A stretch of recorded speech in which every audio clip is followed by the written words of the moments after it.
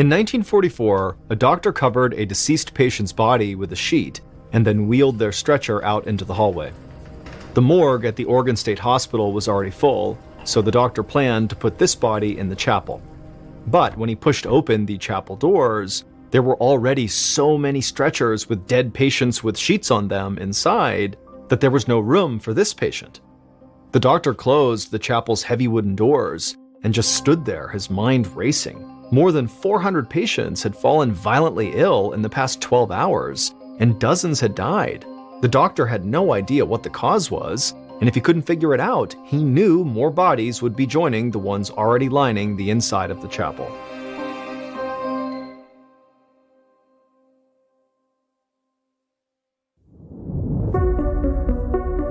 From Ballen Studios and Wondery, I'm MrBallen, and this is MrBallen's Medical Mysteries, where every week we will explore a new baffling mystery originating from the one place we all can't escape, our own bodies.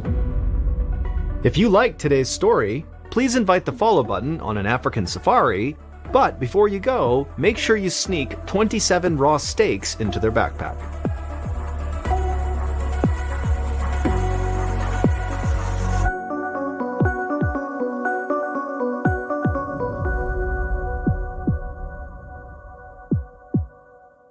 This week's story is called Blood Feast.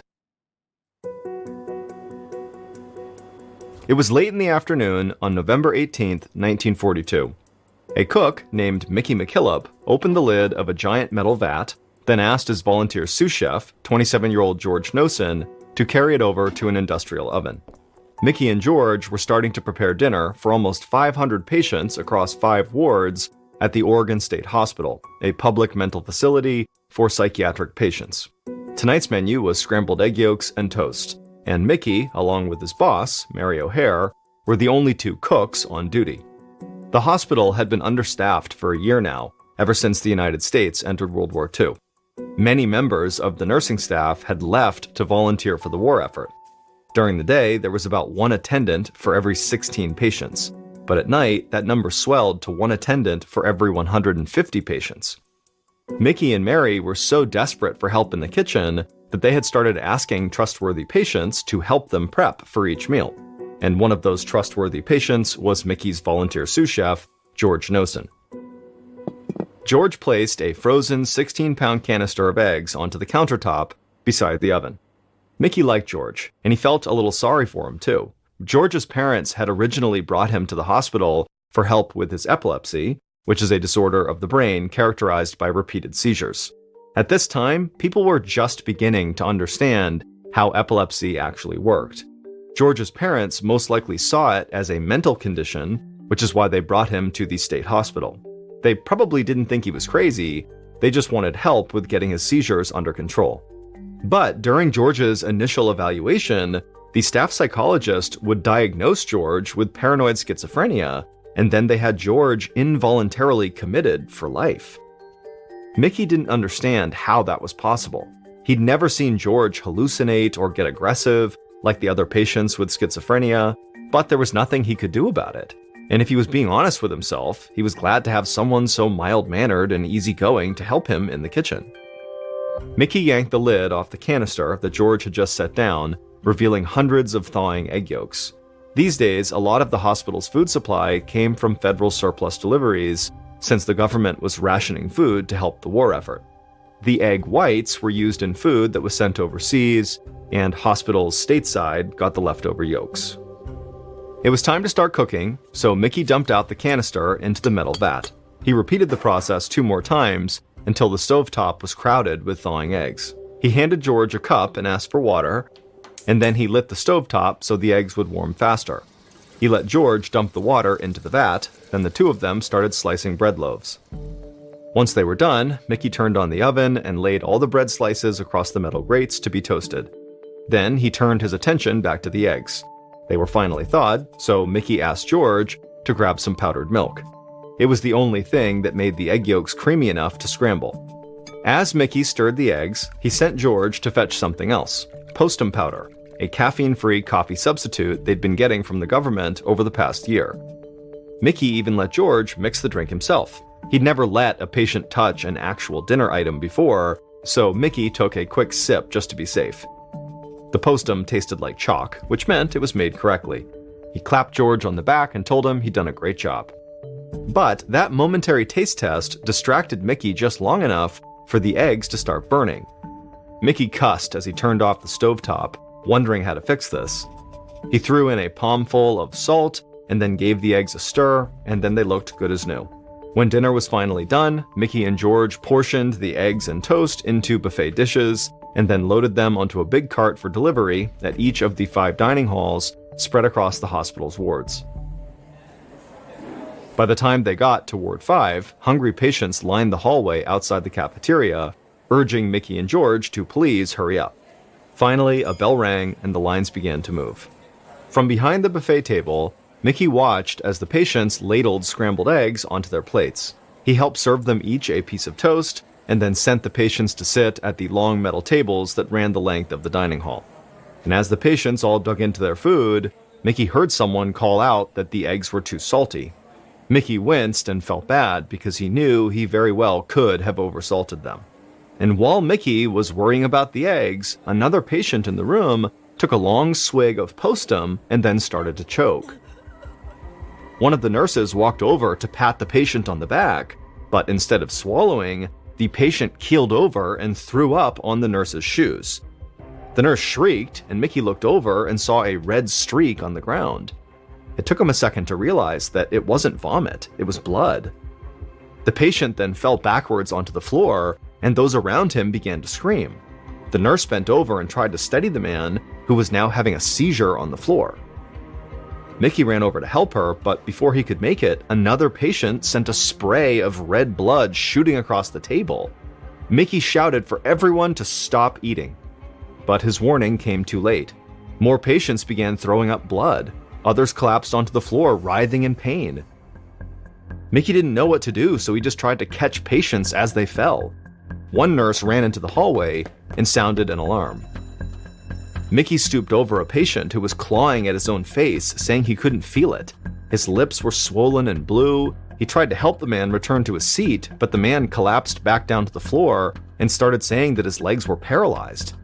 Mickey was totally horrified and his hands trembled with fear, and he had no idea what could cause this terrible reaction people were having. Dr. William Lidbeck had just finished dinner when his phone rang at his home on the hospital grounds. When he picked it up, all he heard on the other end was screaming and shouting. Then a panic-stricken nurse got on the line and begged him to run up to the hospital. Patients across 4 of the 5 wards were collapsing, they were vomiting blood, and now losing feeling in their faces and limbs. Dr. Lidbeck dropped his fork, ran out his front door, and tore across the lawn, heading for the side entrance of the main hospital building, 100 yards from his cottage. With every step, the screaming he could hear grew louder. It sounded like every patient inside of the building was in agony. Moments later, the doctor flung the door open and stepped into the hallway, and the scene that greeted him was horrible. The hallway was full of patients sitting on the floor with their backs up against the wall, coughing blood into their laps. One man had been strapped to a gurney in the hallway, spasming wildly, blood running down the front of his shirt. His entire mouth was swollen and drool collected at the side of his lips. A nurse ran into the hallway and beckoned Dr. Lidbeck to come quickly. He followed her through a doorway into the cafeteria, where he saw dozens of patients writhing on the floor. The nurse that Dr. Lidbeck had followed dashed ahead of him. She knelt down beside one of the patients and started spoon-feeding him baking soda. Dr. Lidbeck caught up to her and asked what was going on. She admitted that the nursing staff had no idea what had caused this outbreak, but it had started right after the patients had begun their dinner. She didn't know how to reverse it, but she was just hoping that baking soda would help alleviate their stomach pain. The entire staff was running around in complete panic, trying to manage symptoms. Dr. Lidbeck took a deep breath and tried to push down his rising fear. He'd never dealt with sudden illness on such a massive scale, but he knew that he couldn't do anything without the proper equipment. He had to get his medicine bag from his office on the second floor. He instructed the nurse to keep working, then ran out of the cafeteria and down the hallway. He turned the corner into the 3rd ward, where the scene was exactly the same. It was full of patients covered in their own blood, writhing on the floor. Dr. Lidbeck had always prided himself on having a steely stomach, but this felt unbearable to watch. He rushed through the hallway, stepping over sick patients as he went, and ran up the stairs to the second floor. But as he left the stairwell, he stopped dead in his tracks. The atmosphere in this ward was completely different. The hallway was empty. If it weren't for the screams echoing from downstairs, it would almost feel peaceful. As he walked past open doors, he saw all the patients tucked in their beds. They looked scared, but seemed to be otherwise fine. Dr. Lidbeck was confused. How was this ward so calm when the rest were full of chaos and vomiting patients? A door opened at the end of the hallway, and the ward's head nurse, Allie Wassel, stepped out and walked toward him. Dr. Lidbeck thought she looked really pale. The nurse seemed very relieved to see Lidbeck, and she would tell him that she thought there had to be something wrong with the eggs from dinner. She said she had taken one bite and they had tasted so spoiled that she ordered all her patients not to eat them, and so her patients were fine, but she had been throwing up ever since. A chill ran through Dr. Lidbeck. He didn't know yet what was causing his patients to vomit blood, but now he knew it very likely had to be related to the eggs. It was the only thing all the patients had eaten that night. But it couldn't just be a case of spoiled food. An egg would have to be so rotten to cause this that it never would have been served in the first place. It would have been obviously bad. Then a realization dawned on him. If the eggs themselves were fine, it meant that something else had been put in the eggs that night. He was glad that Nurse Wassel had not eaten more of them. Dr. Lidbeck told the head nurse that if she started feeling worse, to please come find him right away, and then the doctor ran back downstairs to tend to the sick patients. As Dr. Lidbeck went down a hallway, he passed by the hospital morgue. A nurse was wheeling a covered stretcher inside. One of the patients had died. Dr. Lidbeck's blood ran cold, but he didn't have time to stop and mourn. There were hundreds of other patients still waiting for treatment, and so he didn't have a moment to lose.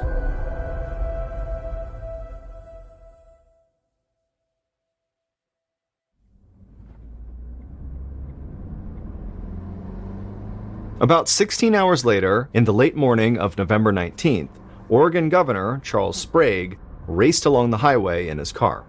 An hour earlier, Sprague had heard about last night's outbreak at the state hospital. Now he was on the way to the state capitol, where an emergency state board of control meeting would soon commence. From the moment the United States had entered the war, Sprague feared a morning like this. He was worried that the outbreak at the hospital was caused by sabotage, that the country's enemies had deliberately tampered with these eggs. He knew that the Oregon State Hospital received food rations from the government. The frozen eggs had been part of a shipment to the hospital 6 months ago. But those eggs had been separated from a much larger batch. It was entirely possible that someone had poisoned that larger supply, which was then sent around to various institutions throughout the country. Sprague worried that if someone had tampered with the egg supply, anywhere that had received eggs from that batch would suffer a similar attack. Sprague shuddered at the thought of a spy for the Axis powers poisoning innocent Americans. The Food and Drug Administration had already ordered all institutions that received these eggs to immediately stop using them. Sprague's driver stopped the car outside the front steps of the Capitol building. Once Sprague got out, he was greeted by an aide who walked with him up the stairs. The aide had just received word from the hospital. As of 10:30 that morning, 47 patients had died, and their bodies were still lining the hospital hallways, and another 350 patients were violently ill. As governor, Sprague needed to make sure that investigators had the resources necessary to investigate the egg tampering and find out who was behind it. He told the aide that he'd be a few minutes late to the meeting, then headed for his office to call the chief of police in Salem, Oregon, where the state hospital was located. Later that afternoon, the superintendent of the hospital, Dr. John Evans, stood in front of a cage of rats in a laboratory. He was holding a plateful of scrambled eggs. Earlier that morning, a coroner had requested permission to perform autopsies on the patients who had died.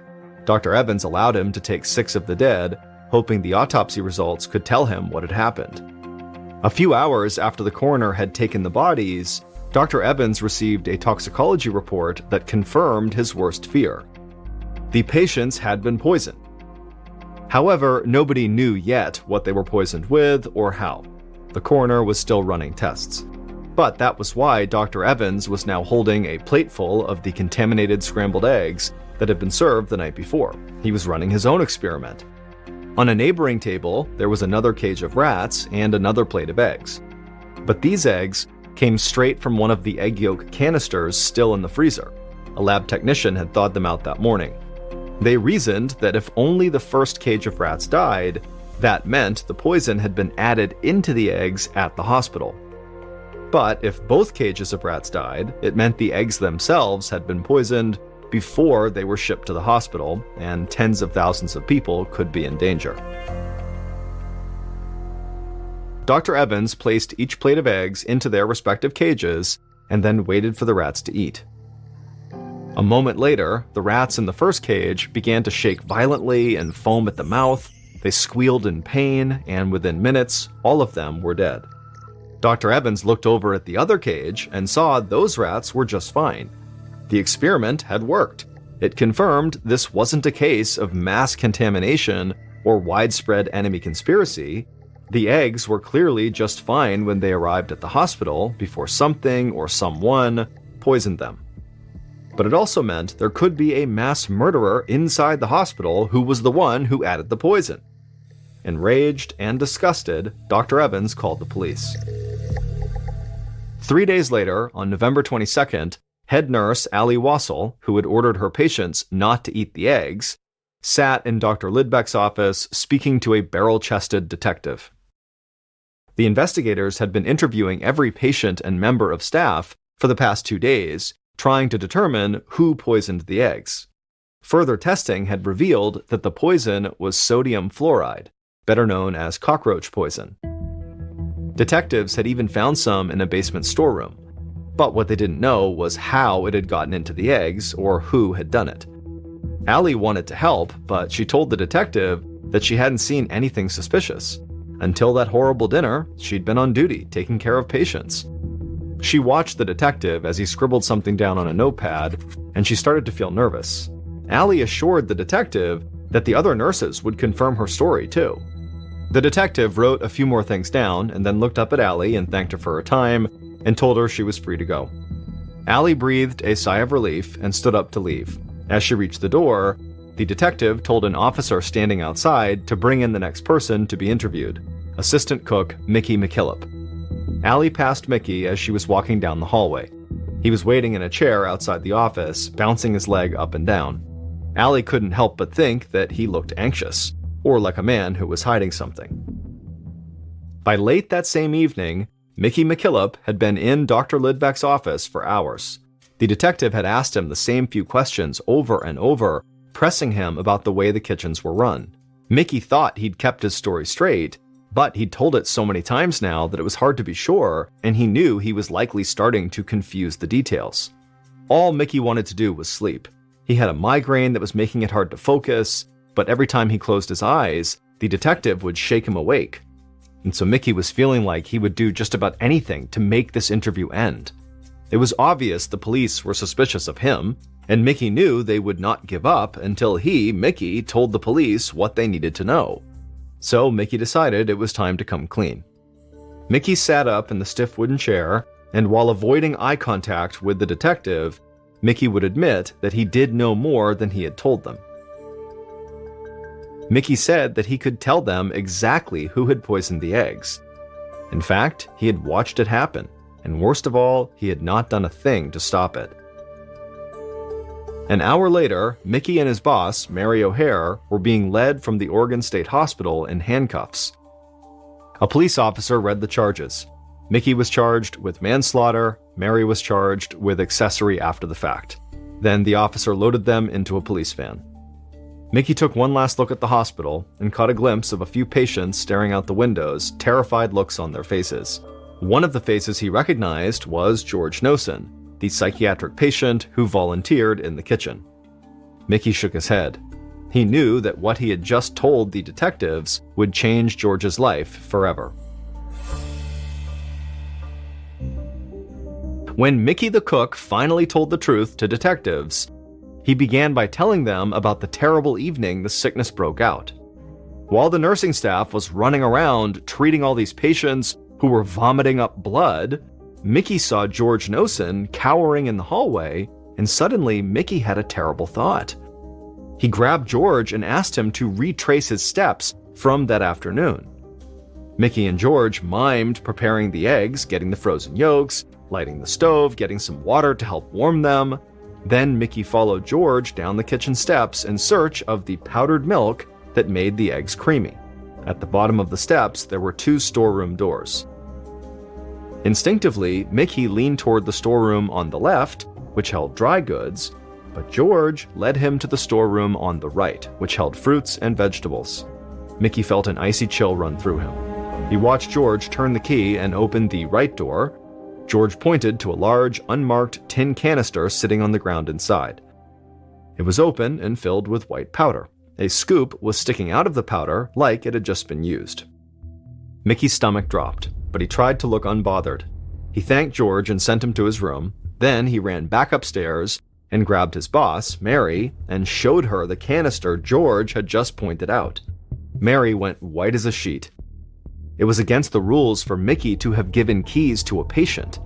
Mary told Mickey that she did understand why he'd done it. They were so understaffed, he'd been desperate for help. But if anyone found out, they were both done for, and so they agreed to keep it a secret. Mary had kept her promise and said nothing, but Mickey eventually broke and told the story to the detective in Dr. Lidbeck's office. Once the detective got Mickey's confession, they knew who had poisoned the eggs at the Oregon State Hospital and how they had done it. That fateful night, George had taken the keys to the storeroom and headed down to the basement. But he went into the wrong storeroom. He went into the right door, and he brought back a heaping scoop of white powder that he believed was powdered milk, but it wasn't. He then poured that white powder into a vat of scrambled eggs, and in doing so, George had accidentally poisoned his fellow patients with sodium fluoride, aka cockroach poison. To this day, nobody knows why the poison was kept in that storeroom with the fruits and vegetables. In adults, a lethal dosage of sodium fluoride is just 5 to 10 grams, which is a bit more than what you'd find in a sugar packet. Well, George had accidentally spiked the eggs with 5 pounds of poison.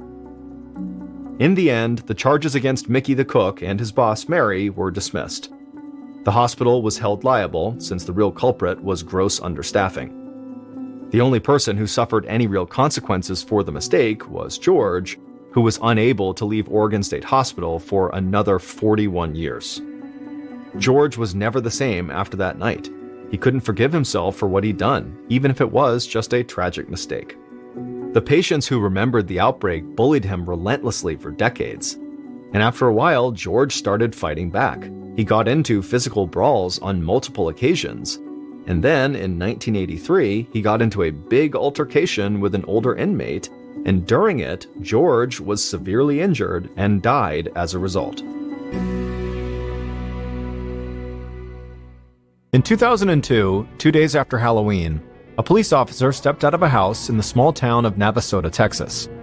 He shielded his eyes from the early morning sunlight, then ducked under the band of yellow tape that surrounded the house. This officer had been working all night and really needed a break. So he went down to the sidewalk and lit a cigarette. And as he smoked, his eyes fell on a muddy ditch that ran alongside the street, and he saw something in the ditch that just seemed out of place. He walked over and crouched down to examine the object, and when he saw what it was, his heart began to race. It was a mask. Now, under normal circumstances, finding a mask 2 days after Halloween wouldn't be that strange. But this was not the kind of mask you would buy at a costume shop, and the officer had found it 25 yards away from the site of a murder.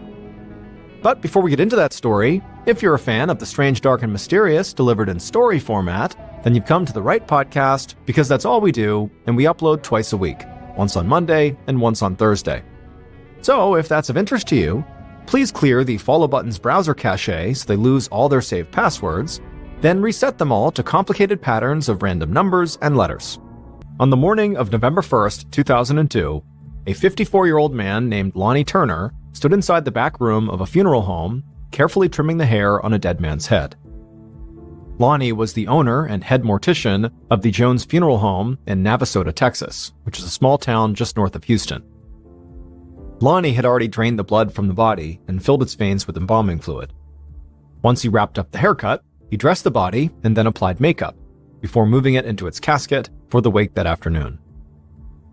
When he was done, Lonnie headed down the hallway and up the steps to his office. The whole time he walked, his feet ached. Lonnie was only 54, but lately, he'd been feeling exhausted from his job, and from all the volunteering he did outside of work. As he reached the sitting area outside his office, he looked at the photos that lined the walls. There were pictures of Lonnie with the town mayor, the Chamber of Commerce, and the Navasota School Board. He was the first African-American member of the Navasota City Council, and just 2 years ago, he'd received the Citizen of the Year award from the Chamber of Commerce. The plaque hung on the wall just outside his office, and every time he looked at it, he felt a swell of pride. But when he went into his office, Lonnie's smile quickly faded. Because his 21-year-old son, Junior, was sitting in Lonnie's chair with his feet up on Lonnie's desk, talking loudly nonstop into his cell phone. Lonnie tried to get his son's attention, but Junior just clearly ignored him. So Lonnie just stood there, arms crossed, giving his son a very stern look. Finally, Junior stopped talking on the phone and turned to face his dad. But instead of saying hello to him, he told his dad that he was about to register for the Texas Mortuary Law Exam, which he had to pass to get his mortician's license. And getting that license was the very first step for Junior to be able to take over the family business, something Lonnie was all too aware of. Now, Lonnie knew part of Junior probably just wanted to get out of his father's shadow. It had to be hard sometimes when your father was one of the most well-known people in town, but as much as Lonnie did want to hand over the funeral business to his son, he wasn't going to do that until he felt certain that his son could actually handle it. Because currently, his son acted really immature basically all the time. And so instead of Lonnie reacting to what his son had just told him about taking this mortuary exam, Lonnie just said, okay, well, there's still work to be done here at the funeral home. And then before Junior could protest, he told him he had to move their latest client's coffin into the chapel for the wake, he needed to order more embalming fluid, and get the company car washed. Then Lonnie threw the car keys to his son, and after Junior grabbed him, he just stood up and stormed out of the office looking totally annoyed. But Lonnie didn't care. He was tired of his son's bad attitude and entitled behavior, and he knew he needed to be tougher on Junior. If he didn't, he felt like Junior's habit of being sort of lazy could land him in serious trouble. Just then, Lonnie heard voices coming from outside of his office. He peeked into the hallway, and he saw his son talking to another young man. It was 19-year-old James White, Lonnie's godson. James had grown up around Lonnie's family, and had always looked at Lonnie like an uncle, and at Junior like an older brother. Now, James worked part-time at the funeral home with both of them. But as Lonnie listened to this conversation that was going on, he realized his son was telling James to do several of the tasks that Lonnie had literally just assigned him. And he'd caught Junior doing this before, paying James extra to do work he wanted to avoid, and taking advantage of the fact that James looked up to him and would basically do whatever he asked. And this made Lonnie furious, because he didn't give Junior tasks just to keep him busy. They were a way of preparing him to take over this business. For Lonnie, this was just further proof that his son was not ready for serious responsibility. Lonnie sighed, but he didn't confront his son or James. He just let them do their work and then told them to leave early. Once they were gone, Lonnie spent the afternoon making preparations for upcoming funerals and speaking to grieving family members. By the time he could finally head home, he was totally exhausted. After locking up the funeral home, Lonnie drove through downtown Navasota towards a small neighborhood at the edge of town. When he pulled up in front of his big 2-story house, it was dark outside. He parked and walked around the house to the back porch. The light was on and the back door was unlocked, just like Lonnie always left it. He went inside and noticed that Junior wasn't home yet. Lonnie assumed he was out with his friends, like usual. So Lonnie just turned on the TV and made himself some dinner. He ate, watched some local news, and then spoke to a client on the phone around 9:15. They talked for a few minutes, and then after that, Lonnie headed to bed.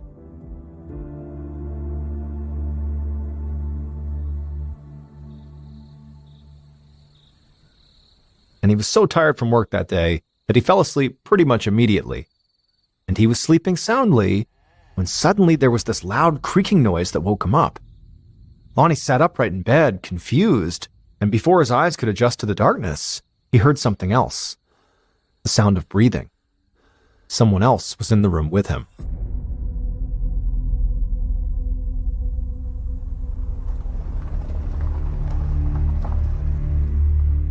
A couple hours later, just before midnight, Lonnie's son, Junior, pulled into the driveway outside the house.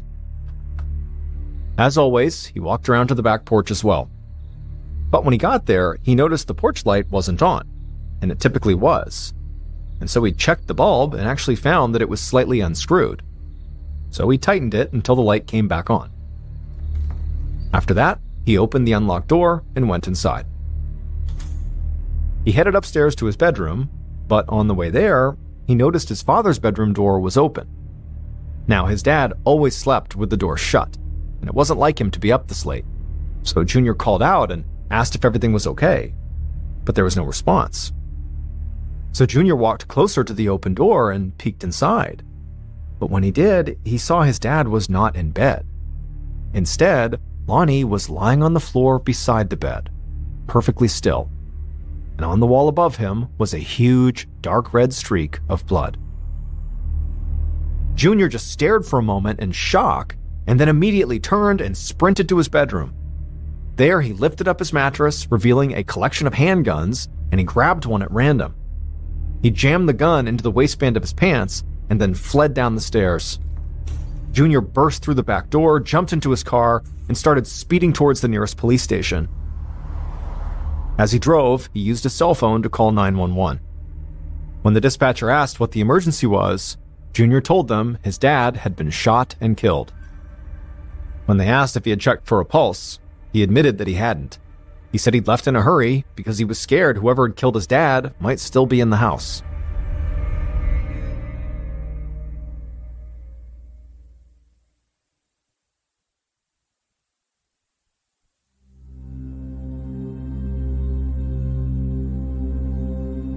While Junior was speeding to the police station, an officer named Rob Bailey was patrolling the town.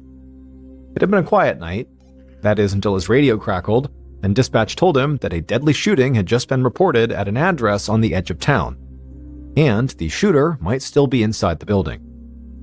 And Officer Bailey immediately recognized the address, because, like most officers on the Navasota police force, he knew Lonnie and the entire Turner family personally. And so he sped to Lonnie's house, praying that his friend was okay. When he got there, he parked and headed straight to the backyard, because he knew Lonnie always went in through his back door. But while he was rounding the house, he saw something that made him stop in his tracks. The lights were on downstairs, and he could see someone moving around inside. Now, part of Officer Bailey hoped that this shadowy figure was Lonnie himself, and that despite the report of a deadly shooting here, that Lonnie was somehow okay. But he knew that wasn't likely. More likely was this shadowy figure was the shooter. And so with his hand on his sidearm, Officer Bailey carefully walked to the back porch and knocked on the back door. There was a long moment of silence, then he heard footsteps from inside. The door opened, and when Officer Bailey saw who was standing there, he was confused. He recognized the man. But it wasn't Lonnie Turner. It was Lonnie's brother, Lawson, which was very unusual because the officer knew that Lawson lived almost 3 hours away. And as for Lawson, he also looked confused to be seeing a police officer standing at the door. And when Officer Bailey told him that he was actually here responding to a possible shooting, Lawson looked even more bewildered. He said he didn't know anything about a shooting and said he had only arrived a few minutes ago and found the house totally empty. Officer Bailey didn't know what to make of that, but he asked Lawson to please wait outside, and then Officer Bailey went into the house. Bailey went straight to Lonnie's bedroom, and there, just as Junior had described it, he would find Lonnie Turner laying on the ground beside the bed, with the wall streaked with blood behind him. Bailey leaned down to check his friend for a pulse, but there wasn't one. Officer Bailey just stood there for a moment, struggling to process the fact that his friend and one of the most respected men in the city was dead, most likely murdered. A moment later, Officer Bailey collected himself and radioed for backup. After that, he remembered that he had a possible suspect waiting outside.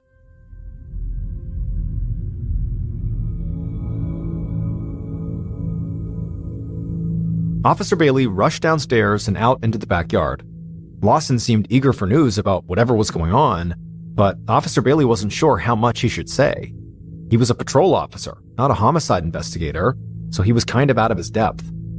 But he still felt like he had to do something. So he asked Lawson what he was doing at his brother's house.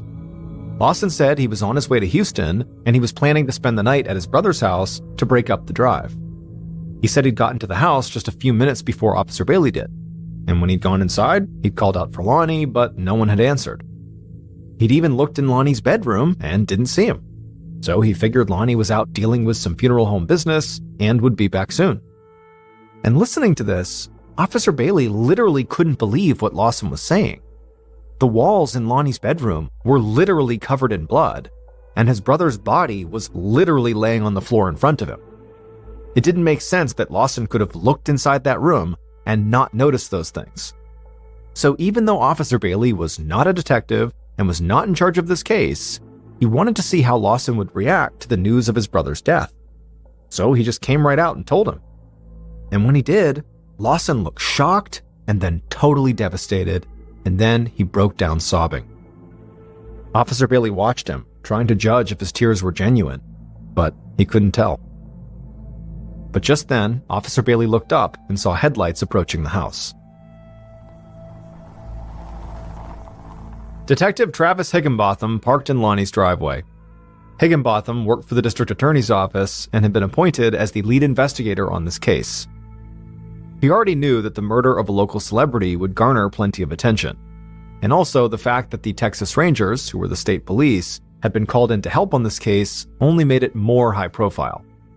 And so for Detective Higginbotham, he knew this case could either make his career or break it. Higginbotham got out of his car and met up with Officer Bailey in the backyard, and he was surprised to see another man was sitting outside and crying. Officer Bailey quickly explained the situation, and the detective agreed that Lawson seemed suspicious. But before Higginbotham could even begin to think about that, he needed to go inside and survey the crime scene. He went to Lonnie's bedroom and took note of the trajectory of the blood spatter on the walls. Then he examined Lonnie's body, and the detective found 2 bullet casings from a 9mm pistol nearby. Given the location of the wounds and the fact that there was no gun anywhere in the room, it was fairly obvious this couldn't be a suicide. So Detective Higginbotham started looking around for clues about a possible motive for murder. Nothing in Lonnie's bedroom, or the rest of the house for that matter, had been disturbed. Lonnie's wallet and his watch were out in plain sight, and there was also $7,000 in cash in an unlocked safe. So it didn't seem like the motive for this was robbery. There were also no signs of a break-in, which made sense considering Lonnie kept his back door unlocked. But that also meant whoever killed Lonnie likely knew in advance he did not lock his back door. So it seemed like a working theory was whoever killed Lonnie knew him personally and maybe had some kind of vendetta against him. As he was thinking this over, Detective Higginbotham heard Lonnie's brother, Lawson, still sobbing outside in the yard. And so Higginbotham got up and headed out to question him. Lawson was clearly distraught, and he started by just repeating everything he'd already told Officer Bailey. And like Officer Bailey, Detective Higginbotham found his story to be very suspicious. The idea he looked in his brother's room and didn't notice his brother's body or the blood on the wall just didn't make any sense. So Higginbotham leaned forward and asked Lawson a much more pointed question. Did he own a gun? Without hesitating, Lawson said yes. He actually had it in his car right now. Lawson led Detective Higginbotham to his car and pointed at a pistol that was just sitting out in the back seat. But the detective saw right away the gun was a .32, not a 9mm, so it very likely was not the murder weapon. But Higginbotham did not think that proved Lawson was innocent, so he decided to bring him to the station, not for more questioning, but for a test.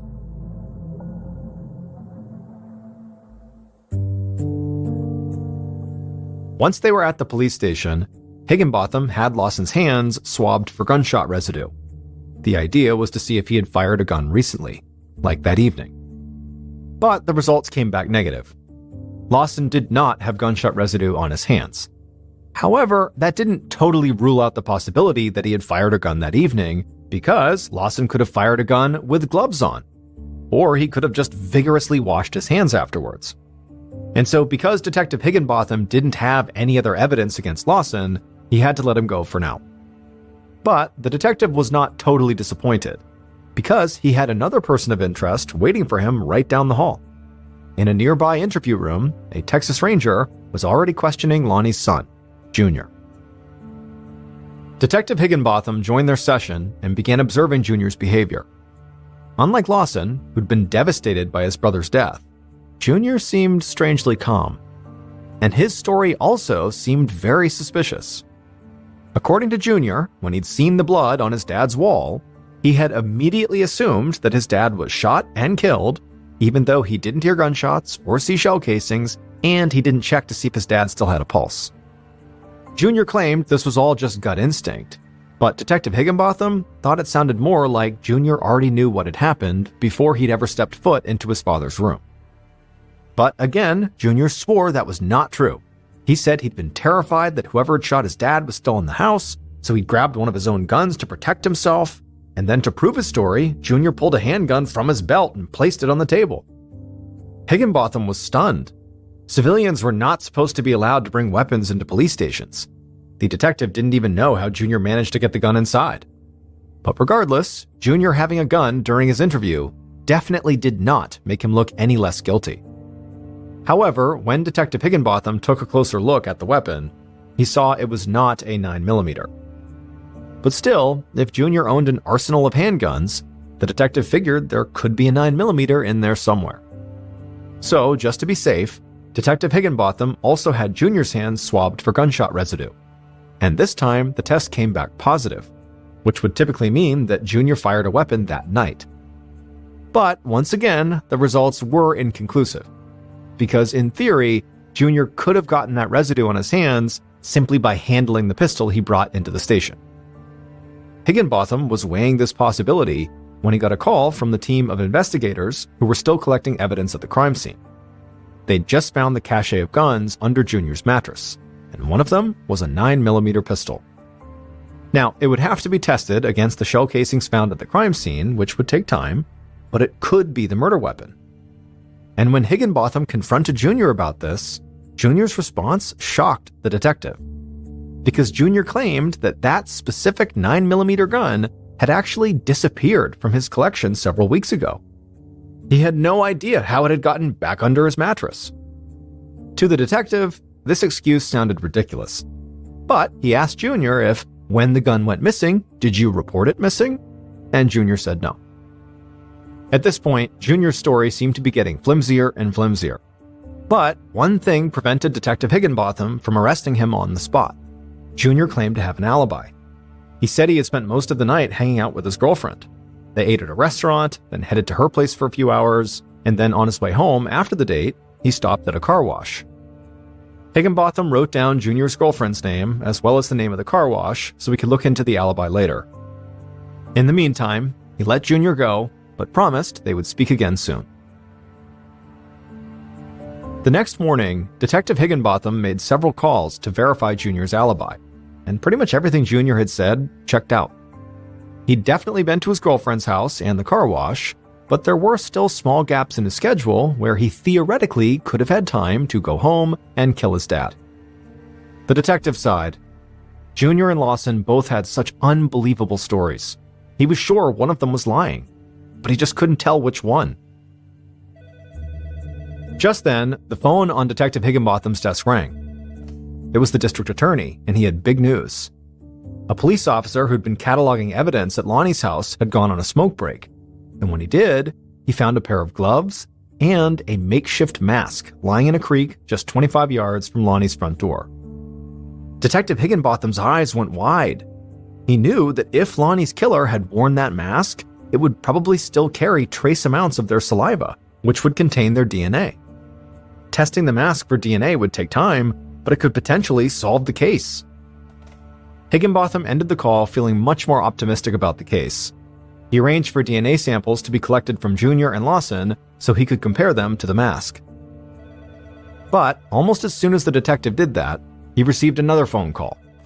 And this one sent him in a totally different direction.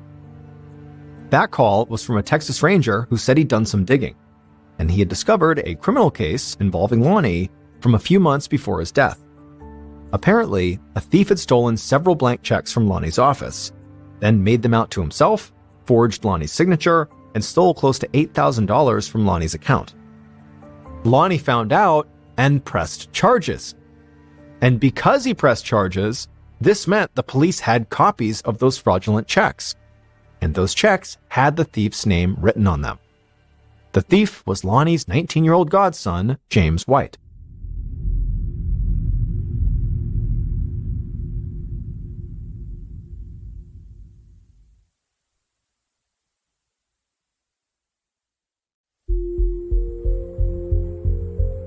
After speaking to the Texas Ranger, Higginbotham asked around and learned that James White worked part-time at the funeral home. Evidently, Lonnie had forgiven him for the theft, but Detective Higginbotham didn't think that made James trustworthy. In fact, he thought that James could be just as strong of a suspect as Junior and Lawson. James was close to the family, he likely knew that Lonnie kept his back door unlocked, he also might have even known where Junior hid his guns. And so Detective Higginbotham knew he needed to question James immediately. So he made some calls, and before long, he managed to track James down. James seemed very upset about the death of his godfather, but he was very cooperative and answered all of the detective's questions. And he admitted to forging the checks, but vehemently denied any involvement in Lonnie's death. And like Junior, he had an alibi for the night of the murder. James said he had been at a club in a neighboring town with some friends who would all be able to confirm the story. Detective Higginbotham promised to contact them. Then he thought back to the mask that had been found outside of Lonnie's home, and he asked if James would be willing to provide a voluntary DNA sample. And right away, James said yes. Higginbotham collected a DNA sample from James and then headed back to the DA's office. When he got there, he sent James's DNA to be tested alongside the mask, just like Junior's and Lawson's. After that, he went into his office and he found a report on his desk. It was from the ballistics lab. They'd analyzed the shell casings from the crime scene and the 9mm pistol found under Junior's mattress, and they had confirmed what Detective Higginbotham already suspected. Junior's 9mm gun was in fact the murder weapon. Reading this, Detective Higginbotham was ready to arrest Junior right then, but when he asked the district attorney for approval, he said no. The DA said it was too early to make an arrest. With all the attention Lonnie's murder was getting, their case needed to be airtight. So before they made their move, they had to wait for the results of the DNA test on that mask. Detective Higginbotham knew there was always a chance the DNA test results could be inconclusive and get them nothing. So he continued to investigate his main suspects, and he kept an especially close eye on Junior. And in the weeks following his father's death, Junior went on a massive shopping spree with his inheritance. He bought an expensive boat and a luxury car, and he also hired a lawyer, even though he had not been charged with anything. This only made the detective more certain that Junior had to be guilty, and he was about to march into the DA's office and ask for permission to arrest Junior again, but he knew what they'd say. He would need more evidence. But then, 2 months after Lonnie's death, Higginbotham heard from a fellow detective that a different suspect was also behaving erratically. Lonnie's godson, James, had been caught trying to rob a bar, and during the robbery, he hit the owner of the bar with a cash register. Clearly, James was hard up for cash and willing to go to extreme and violent lengths to get it. With this, Detective Higginbotham found himself feeling totally overwhelmed by all the evidence against each of his potential suspects. However, all this evidence was kind of all over the place. He couldn't really put it all together. And so he went into his office, sat down at his desk, and went back over all the information he had about James, Lawson, and Junior. James was a known thief with access to Lonnie's house. He could have easily gotten inside and killed Lonnie during a robbery gone wrong. However, no valuables had been taken from the crime scene, which didn't seem to add up if the motive was burglary. Then there was Lawson. He was literally in the house when police arrived, and his story about looking in his brother's bedroom and not noticing the blood on the wall or the body on the ground was hard to believe. And finally, there was Junior. Junior owned the murder weapon and had gunshot residue on his hands on the night of the murder. And also, the fact that he fled the crime scene before verifying that his father was actually dead still just didn't sit right with Detective Higginbotham. And most importantly, Junior stood to benefit the most from his father's death. With Lonnie out of the way, he inherited a significant amount of money and a successful funeral home business. And so Detective Higginbotham was sure he was so close to figuring out who killed Lonnie. And sure enough, just a few days later, the DNA test results from the mask came back. And when Higginbotham saw them, he knew the case was solved.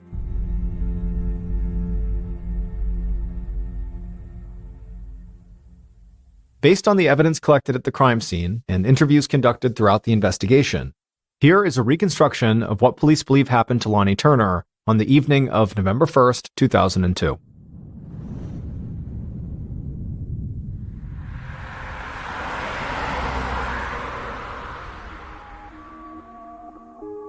That night, sometime between 9:15 and 10 p.m., the killer drove into Lonnie's neighborhood with their headlights off. They parked outside of Lonnie's house, then put on their gloves and their mask, a mask they had made earlier by cutting holes in a gym shoe bag. Now, if all went according to their plan, no one would see them tonight. But if somebody did catch a glimpse of them, the killer could not afford to be recognized. And so as an extra safety measure, the killer grabbed a 9mm pistol that they'd brought with them, and then stepped out of the car and hurried towards the back of Lonnie's house. When they got to the porch, they reached up and unscrewed the porch light bulb just enough to break the circuit and kill the light. Then the killer reached for the doorknob, and as expected, it was unlocked. The killer headed inside and went straight for the master bedroom. They knew the thing they'd come here for was inside of that room. They reached the door, turned the knob, and carefully pushed the door open just a crack. The killer peeked inside. He saw Lonnie was lying in bed, snoring. The killer watched Lonnie for several seconds. They knew entering the room was risky, but at this point, they'd come too far to turn back now.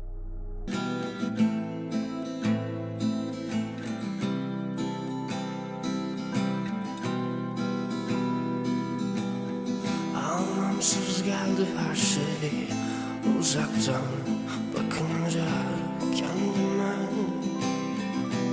varınca kolay olmadı böyle terk etmek seni ama anla sen de beni.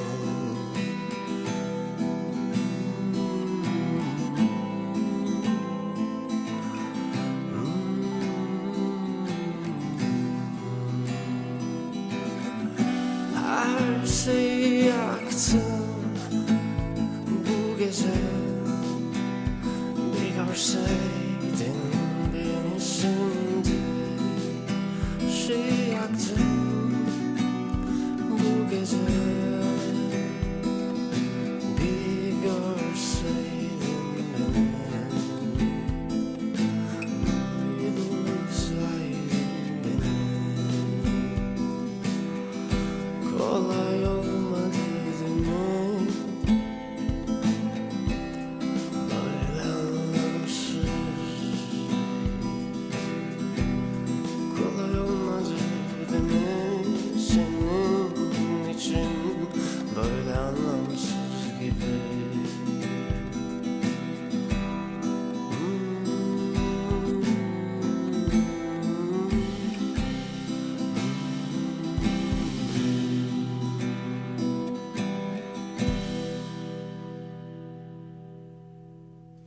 So eventually, they pushed the door open further and began to go inside.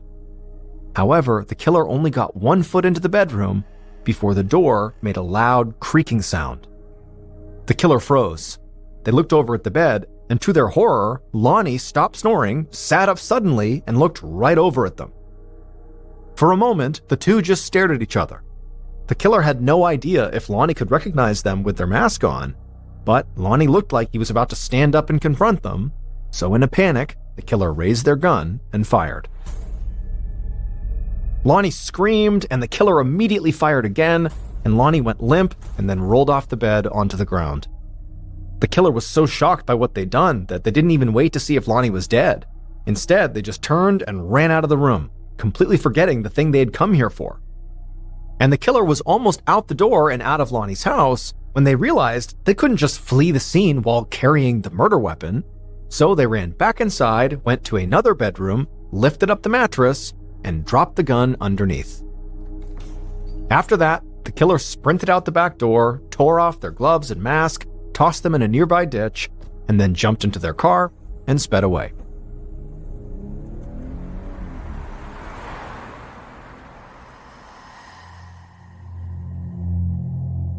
In their panic, the killer never considered the fact that they had been breathing through that mask the entire time they were in the house. So they didn't realize that that mask was full of their DNA. And so if investigators got the mask, it would lead them directly to the killer. When Detective Higginbotham saw the DNA test results, he knew the killer was not Lonnie's son, Junior, who owned the murder weapon, and it wasn't Lonnie's brother, Lawson, who was in the house when police showed up. Instead, the killer was James White, Lonnie Turner's 19-year-old godson. James was desperate for money and willing to do just about anything to get it. And he'd been to Lonnie's house countless times, so he knew Lonnie kept the back door unlocked, and he kept a safe full of cash in the master bedroom. He also knew where Junior kept his gun collection. So James planned a robbery. He bought a pair of gloves and made that makeshift mask, and then 2 weeks before the murder, he stole the 9mm pistol from under Junior's mattress. Not because he wanted to kill Lonnie, but just in case anything went wrong.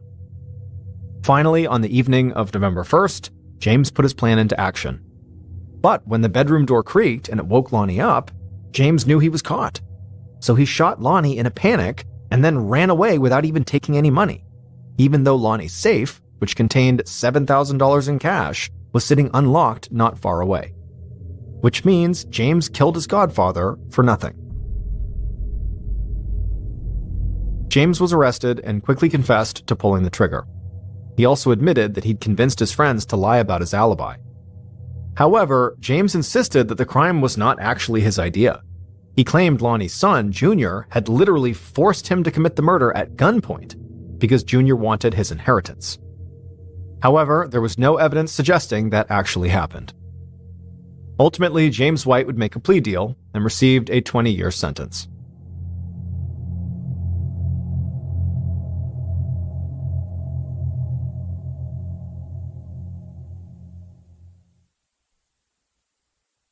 A quick note about our stories: they are all based on true events, but we sometimes use pseudonyms to protect the people involved, and some details are fictionalized for dramatic purposes. Thank you for listening to the MrBallen podcast. If you enjoyed today's stories and you're looking for more bone-chilling content, be sure to check out all of our studio's podcasts. This podcast, the MrBallen podcast, and also MrBallen's Medical Mysteries, Bedtime Stories, Wartime Stories, Run Fool, and Redacted. Just search for Ballen Studios wherever you get your podcasts to find all of these shows. To watch hundreds more stories just like the ones you heard today, head over to our YouTube channel, which is just called MrBallen. So that's going to do it. I really appreciate your support. Until next time, see ya.